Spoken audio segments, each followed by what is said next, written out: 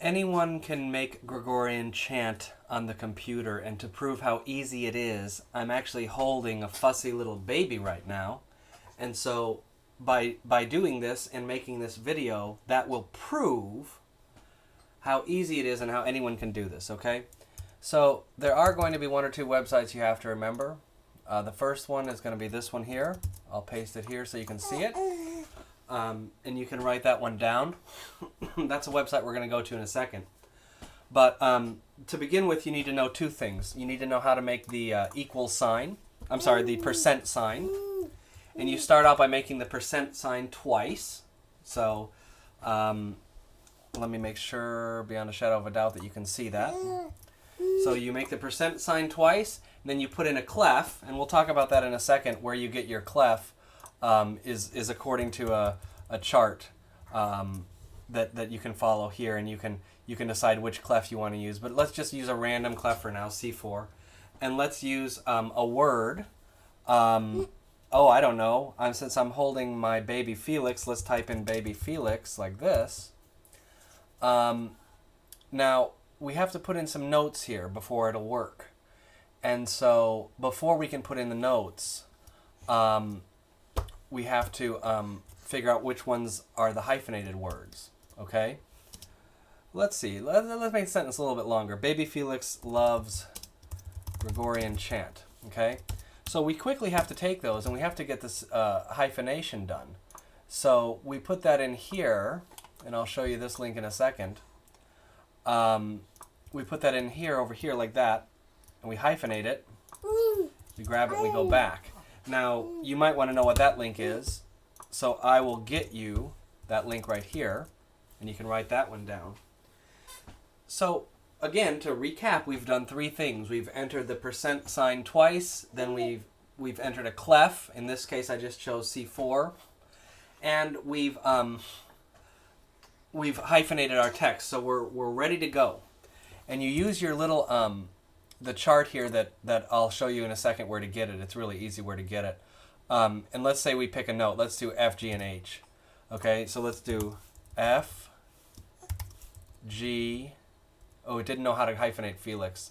Let's just assume it's right here, for instance. F, G, H. Let's do the rest on H's, so I can just copy and paste. See, I'll do the rest on H's. Let's make it, let's say, Gregorian chant. So let's do HHH there. Let's do Gregorian chant. Okay, so all we have to do is copy what we've done. We go over to the very first link I already showed you. Remember when I showed you this link down here? We enter it in. We do the little, there's a little math. There's a math question it asks you. 9 plus 2 is 11.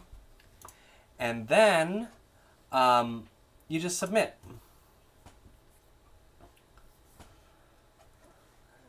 It takes a second. It's going to think about it. Okay, and now see what it's done? It's actually created what we wanted. Baby Felix loves Gregorian chant. Now, of course, there's a whole bunch more things you can do with that. For instance, you can go back and you can look on the chart. If you click on, I told you I'd show you where the one-page summary is. All you have to do is click here on the one-page summary up here under resources, and it gives you this one-page summary. So, for example, it teaches you how to make an ending bar. So, for instance, we could go back and put in an ending bar. Okay? Two more things I want to show you before we end this short video. If you don't want an initial at the beginning, you can use initial style 0. And the centering scheme, as opposed to Latin, since we're doing English for the moment, you might want to use centering scheme English. And so let's take what I've just done and see how that works. So it should center according to English now, and there should be no letter at the beginning, right? So we punch that in there. We use the code. In other words, 5 plus 1 is 6. That's the code. And we submit. Now let's see what it does. That initial letter should be gone. There should be a double bar at the end. Let's see if it did it right. Yep. We got rid of the initial letter. We got a double bar at the end. And we made it center according to the word as opposed to the vowel, which Latin does. By the way, if you want to do Latin, and I always hyphenate everything, you don't technically have to put these lines in. I actually do. I think it looks better. But you don't have to do that. But I always do. And if you're doing Latin, you can remember this.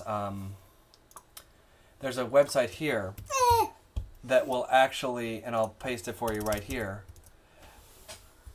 that will actually syllabify your Latin words. The only problem with that is that there are several ways of hyphenating Latin words. And at some point I'll put up a blog showing all the differences. But, I mean, for example, written Latin is a little different than spoken Latin. So you find different things, you know, in... Just a second, buddy, just a second, we're almost done. Omnium in some sung Latin will be hyphenated like this, but written is usually omnium. Things of that nature are different. You know, the famous case is sanctis, you know. Is it this, which is more common in sung, or is it this, which is more common in written? So that's something that you can deal with on your own by yourself. The Morello.org syllabifier is, again, it'll give you help, but you still have to decide exactly what you want to do.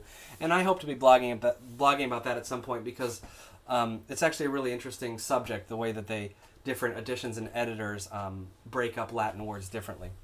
So like I say, all you have to do is go back here. Oh no, I forgot the most important thing. I mentioned to you that you can follow this summary of GABC, and you can put in everything that you possibly want to do. But I forgot to tell you that the most important thing is you don't even have to really fill out Gregorio anymore, because everybody's done all the work already.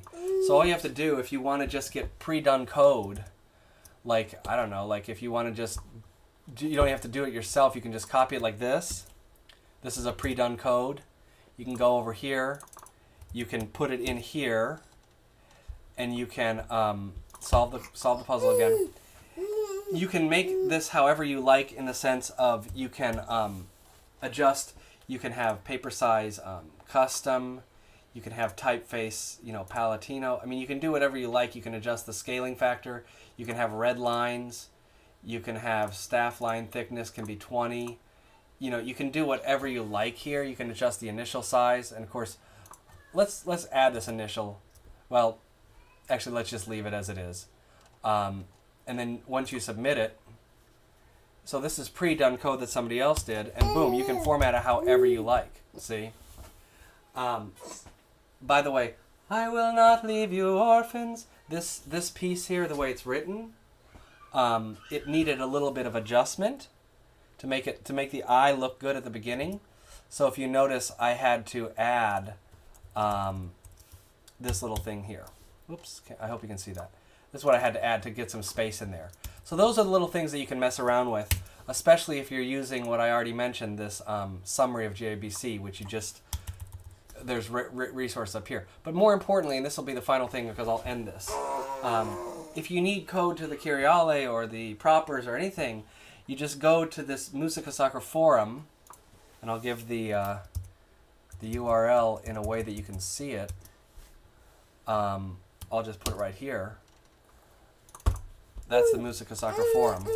You just go there, and you just start a thread and say, hey, does anyone have a GABC database?